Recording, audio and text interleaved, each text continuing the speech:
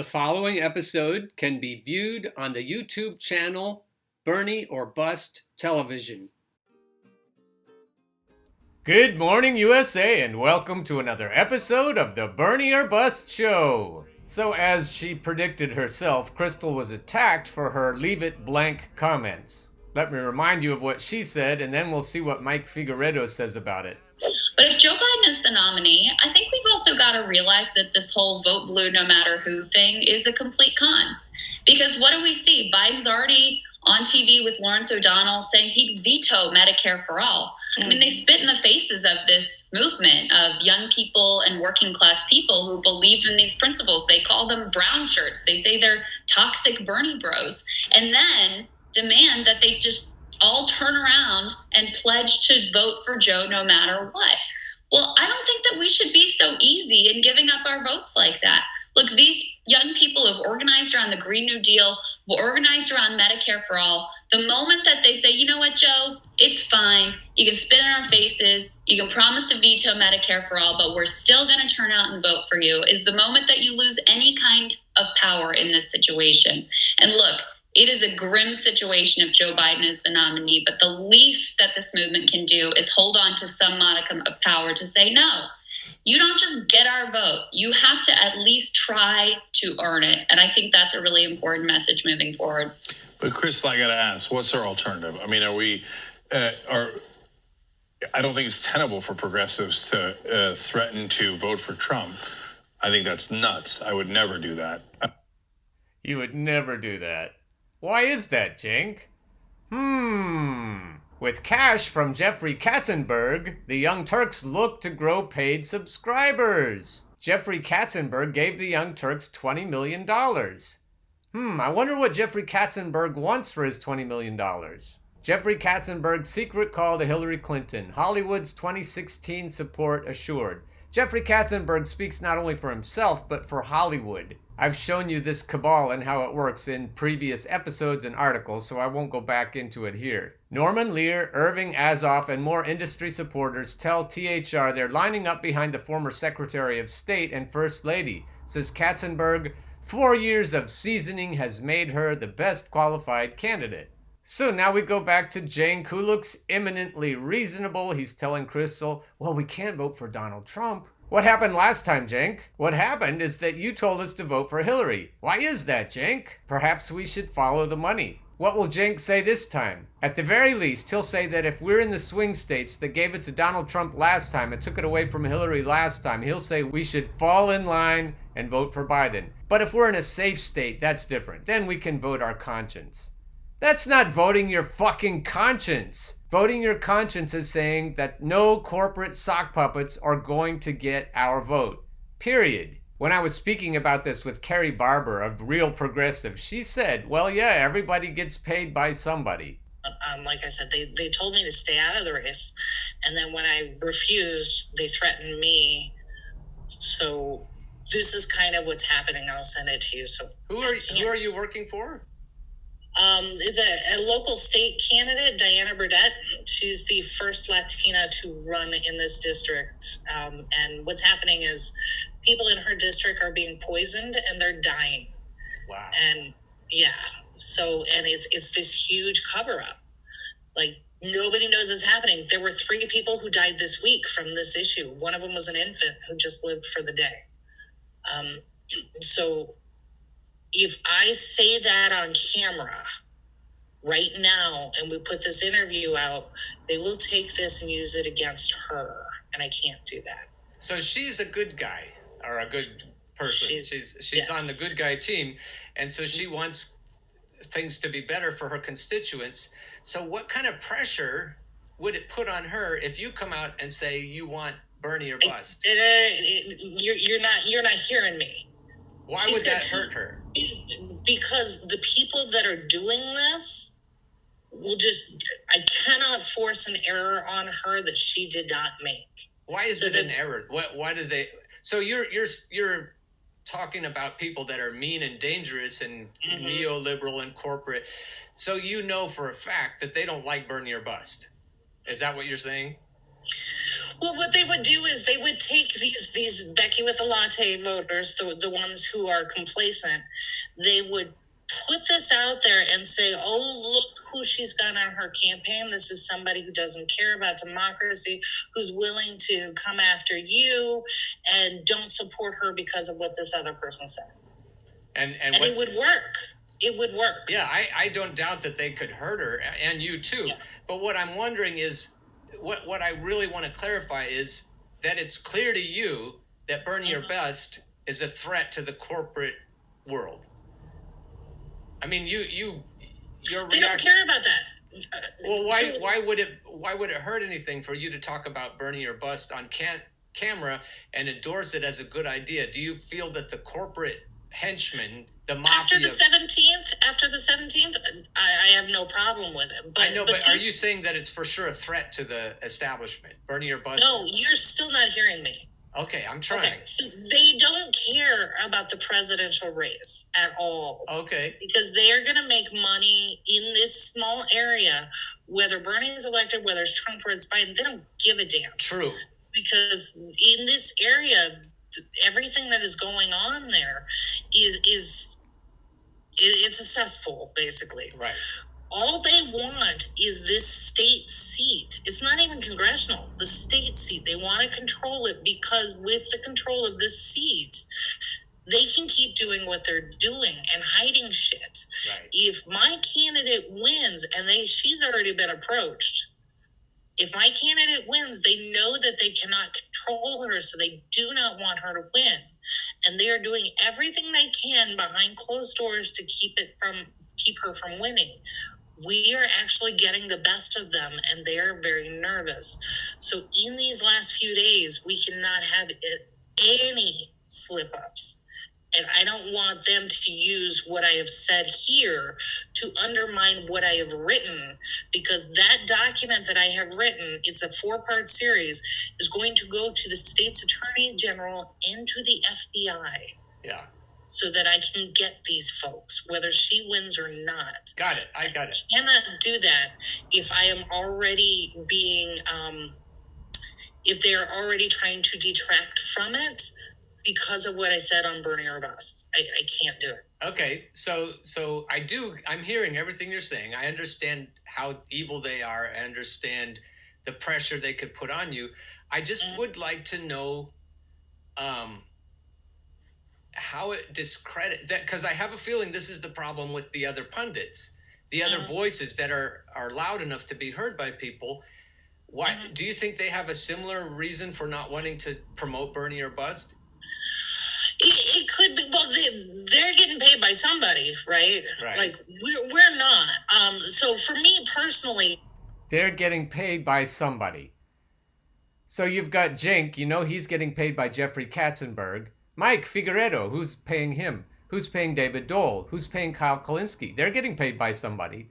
So why is it that Bernie or Bust is anathema? At the beginning of Mike's clip, he said, "I wish we didn't have to talk about this. I just wish we didn't have to talk about this." Well, it's because there's a conflict. There's some kind of conflict of interest when people don't want to talk about Bernie or Bust. I recognize that I don't agree with your vote for Biden, but I will defend your right to cast that vote. It is my job now to keep you from doing that, and I can do that by having a good argument, helping you understanding the policies and how they affect you, but I can't keep somebody from casting a vote for Biden. We're in a primary. It would be no different than the corporate saying, "I'm not allowed to vote because I'm going to vote for Bernie." Is that how you perceive leverage then? Like a leverage strategy? I get that corporate media is doing that, but my neighbor isn't. My neighbor's not keeping me from voting Bernie. And I could tell him, What's the fucking difference? Why does it matter who's putting leverage on? Why does it matter if the corporations are leveraging us and the left never ever has any leverage? The left always has to go into whatever sheep pen they herd us into. But when the left tries to put leverage, the same kind of leverage, on regular people and say, look, you can't vote for Biden. You have to vote for Bernie because we won't let Biden win in the general election. Why is that any different? It's pugilistic, but it's not unethical. I can't, and I have said this. I've said I cannot vote for somebody who's a racist. Right. I can't. Good. So that's as far as I can go. And they can say, well, what about Trump? And then I give you the same argument that I said before, which I publicly said. I can't be the only one out here resisting. I voted for Hillary last time. I held my nose. I didn't. Yeah. And did it. And look what happened. We still got a slow burn to, the climate change disaster. Right. So, but for me to come out and say Bernie or bust, like I can like something on Facebook, like the comment, forward it. This is why I'm doing the interview with you. Right. Because I want you to say it. Yeah. And by why me won't you having say it? you on there, it's a slow endorsement of it. Right. Whereas, I don't know that Kyle Kalinske would. And Jordan Territon just got banned from Twitter. Yeah, I'm banned too. I'm suspended. I'm banned from Twitter too. So what did Jordan do? He said the word Biden, and he included a clip of Biden's old newsreel where he was giving a speech. That was it. Yeah. Yeah, I got picked on for pointing out Elizabeth Warren's many faults. Yeah. I got suspended from Twitter for that because the corporate because owners enough of people Twitter will report it, and they don't care. So you're guessing that their corporate sponsors wouldn't like them to cover Bernie or bust, and you're guessing I keep trying to get clarification on this. I really am trying to understand. I don't see unless you're just not wanting to say it. The people that you're up against, the neoliberal people that you're up against, it's pretty clear that you don't want them to smear you somehow for saying Bernie or bust. It's like if you say Bernie or bust, then they're going to think you're a radical, or are they going to think you're a pushy, arrogant, petulant? I mean, what is it that? I mean, how would they hurt your candidate if you come out and say it? And I'm not worried about you saying it. I'm trying to get a general idea of why people are generally afraid. If I were working for my opponent's campaign and one of their people said Bernie or bust, that I would take that information, put it all out and say, look, this person's not a Democrat. They're obviously not a Democrat. They don't believe in democracy. Look at how they're punishing other voters during a primary who aren't voting the way that they want them to. That's not democracy. That's authoritarian. And I would hammer that point home, and I would say, you need to fire this person on your campaign, and if you don't, you agree with Trump and the authoritarian regime. Okay. And I would just keep hammering it. All right. And what would you say then if you said that the Democratic Party, the convention process, is not democratic? Oh, we've said it. So if you're saying that, then why not say then let's take off the gloves? Let's roll up our sleeves. If your way is undemocratic, and we're not even saying Bernie or bust people aren't even trying to say that they can give you Trump. They're saying that the Bernie or Trump voters will give you Trump, but we're not even. People are even afraid to say that. We don't know why they'd say that. Why would that make them undemocratic? Just to point out that Bernie or Trump voters are going to take it away from any corporate Democrat again, just like they did last time. How would that make you undemocratic to say that? It wouldn't. But they have so much money in their campaign and the backing of some powerful people that they could make it stick. And so these low information voters who say, oh yeah, I believe in climate change, but they really don't. Yeah. They would be persuaded. Absolutely. So it would hurt your reputation so that you couldn't keep doing what you're doing. Mm-hmm. And that would go to play for Kyle Kalinske or Jimmy Dore. Jimmy Dore never says anything bad about Cenk Uygur. Oh, that's his buddy. Yeah, that's collusion. That's collusion. And that's what we've got. People are afraid to lose their livelihood So they aren't willing to talk about things like Bernie or bust, or even Bernie or Trump voters. Right. I would wholeheartedly agree. So I lost my business. I was the first one targeted under the DCCC blacklist policy. So I understand exactly what all that's about. So at this point, I have nothing left to lose. Right. But I can't do any harm to my candidate. And I had no intention of working in her campaign. I got pulled into it. And I'll send you the story, and you'll understand exactly how that happened. So after next Tuesday, sky's the limit. It's okay then. All right. So next Tuesday. It's open season. So then are you Bernie? Next Tuesday, are you Bernie or bust publicly? Oh yeah, absolutely. Hell yeah! Yellow vesting, absolutely. Yay, absolutely. Bernie or vest. So after we got to the bottom of all that, Carrie Barber and I, it kind of became clear that that's what other people are up against too. Even though it isn't undemocratic, she kind of implied that it was, but it isn't, and she admitted it later. Even though it seems undemocratic to use leverage to some people, is the point.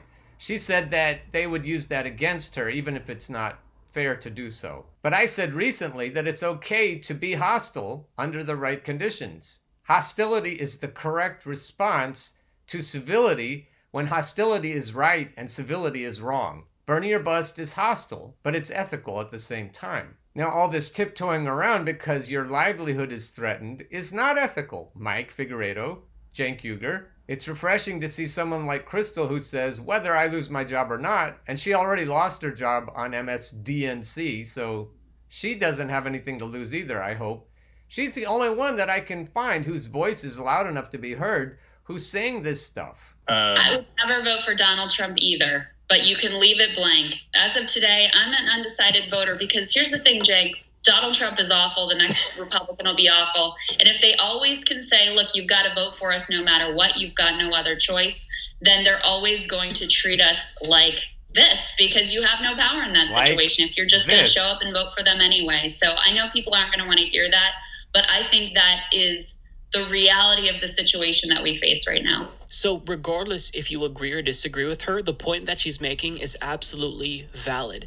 If you continue to fall in line and vote for Democrats every single election, they will continue to take you for granted. It's like if you're in this relationship with an abusive spouse and you let him or her know that you're never going to leave, they're going to continue to abuse you and cheat on you and hit you. Like, it's just this never-ending cycle. So at some point, you have to be strong enough to, draw a line in the sand and say enough is enough. I'm leaving. That's the point that Cristobal is making. Now, again, you don't have to agree with what she's saying, but the point that she's making is absolutely valid. In my book, if somebody's making an absolutely valid point and you can't find any reason to take that point down, you have to let it stand. Agree to disagree is a cop-out if one person is clearly right and the other person can't support his or her position. So he's saying she's right, so what's the ethical thing to do after you've determined that someone is right? I guess I'll agree to disagree. That's not ethical. He tiptoes around it. He goes and says she's right, and then he says, if I'm in a safe state, I can do it. I can vote Green Party. But if I'm not in a safe state, I have to vote for Joe Biden. After that whole speech about an abusive spouse, he says, no, I'm still going to vote for Joe Biden. He's hitting me. He's punching me. He's gaslighting me. But I'm going to stay with him because, Donald Trump. No, Mike, get the fuck out. Get completely out. Like you said, it was a good example, and you were right. You can voter shame people all you want. That's not going to change anything. And what I wish people on Twitter would realize and on YouTube would realize is that everything that happens here, this is, I don't want to say it occurs in a vacuum, but voters aren't paying attention to what's happening on YouTube and Twitter. So by and large, if we all got together and said, we are not voting for Joe Biden no matter what on Twitter and on YouTube, that wouldn't really make that big of a difference in the grand scheme of things. I disagree. I think it would change things. I think YouTube and Twitter has an impact on other voters eventually. It trickles down to them. because at the end of the day, the individuals who are ultimately going to decide this election are the voters who stood home in 2016, the voters who flipped from Obama to Trump in 2016. They're going to be the deciders, not us, ultimately. So this is a very personal decision. And it's just, there's no right answer. It's awful. We're stuck in a predicament where we have another Democratic Party nominee that's terrible, but this time Joe Biden is worse than Hillary Clinton in a number of ways. I think that ideologically he may be better, but he's less competent than Hillary Clinton. He has less charisma than Hillary Clinton. There's no exciting aspect. We're not making history by electing the first female president. There's nothing about Joe Biden. So I really worry that in November, even less people will be excited for Joe Biden than they were for Hillary Clinton. And that means we get another 4 years of Donald Trump, which is devastating. Absolutely devastating. So if it truly is between Joe Biden and Donald Trump, no matter who wins, we all lose in a number of ways. To illustrate that, here's a brilliant video by Matt Orfolia. I guess the Bernie people canned him because he's too controversial, so he said, fuck it, let's do this video. We cannot maintain a president who is a pathological liar. Now he's making up a story about getting arrested in apartheid South Africa. This is God's truth. My word is a Biden. It's weird. He is a fraud. At least 31 different lies Biden has told about being an activist in the civil rights movement. Just flat out.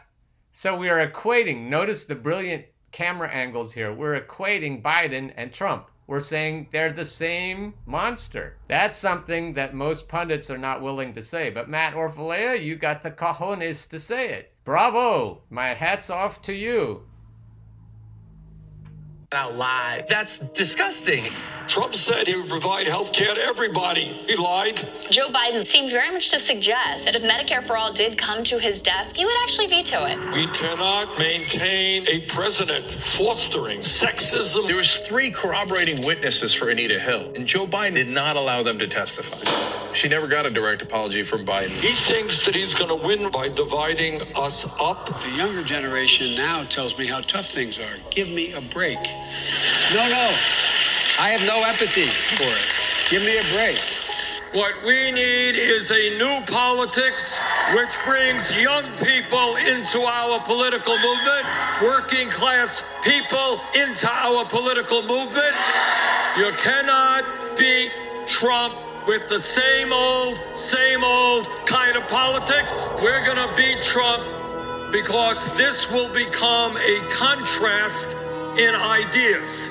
One of us in this race led the opposition to the war in Iraq. War would be a terrible mistake. Another voted for the war in Iraq. Hundreds of thousands now dead. One of us has spent his entire life fighting against cuts in Social Security.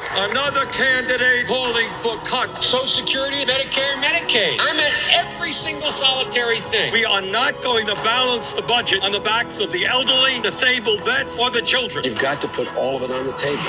One of us led the opposition to disastrous trade agreements. Another candidate voted for disastrous trade agreements, which cost us millions of good-paying jobs. The people understand it is our campaign, our movement, which is best to defeat Trump. And this is what the choice is about. Bernie Sanders was the only one I didn't want her to pick. So Mike says we're between a rock and a hard place. He says we're being beaten by an abusive spouse. But then he goes on to say this. If Donald Trump wins, then we try again in 4 years, but put up with 4 years of immense damage with an emboldened Trump. If Biden wins, that's great. We defeated Donald Trump. Hopefully this fascist threat will go away for a little bit. But then we can't really put forward another progressive challenger until 8 years down the line. In the meantime, we have 8 years of propping up somebody who's mentally incompetent. We're choosing between a neoliberal fascist and a fascistic neoliberal. This is why Bernie or Bust should have been on your show months ago, Mike. Years ago. We should have been Bernie or Bust from 2015 to this very moment. We should have been trying to use leverage to scare the suburban voters all this time, and now it's probably too late. And Joe Biden does nothing, and people get more radicalized. And the Democratic Party doesn't change anything. They don't have to be introspective because they were electorally successful. So it sucks. Either way, the situation sucks. But I told you where I stand. I agree with Crystal Ball. I am not... You don't stand anywhere, Mike, because you won't come out like she did and say, in every situation, leave it blank. Leave it blank. Even in safe states, even in unsafe states, even in swing states. Leave it blank, Mike. Or vote third party. Vote blue no matter who, but I respect the position that Cenk has, that, this is about harm reduction. So not to both sides it, I see where both people are coming from, and I kind of, I see the value in both. Why don't you mention the money? Why don't you mention your own funding? We should look into that. Strategies. But either way, we all objectively have to realize that this vote blue no matter who strategy, even if you're using this strategy at the ballot box, it is giving Democrats permission to fuck you over. So we're damned if we do, damned if we don't. Regardless, if we support Joe Biden, we will still be blamed for his loss and not rewarded or given credit if he wins. So we have to be nuanced in making our decision. And Here's I told some you where nuance. I stand. And how's that for nuance? We'll go forward. We'll keep fighting because we don't have a choice. No, Mike, we can do better than that. BernieOrBust2020.us. We do make a difference. In the Twitterverse, in the Facebook universe, we make a difference. If enough of us tell everybody else that we're Bernie or Bust, we will make a difference. We should have been saying this all along. We do have a choice, Mike. Get on board the Bernie or Bust train. Come get on board the Bernie or Bust train. Once you hear that clickety-clack, there ain't no time for turning back. Go get on board the Bernie or Bust train.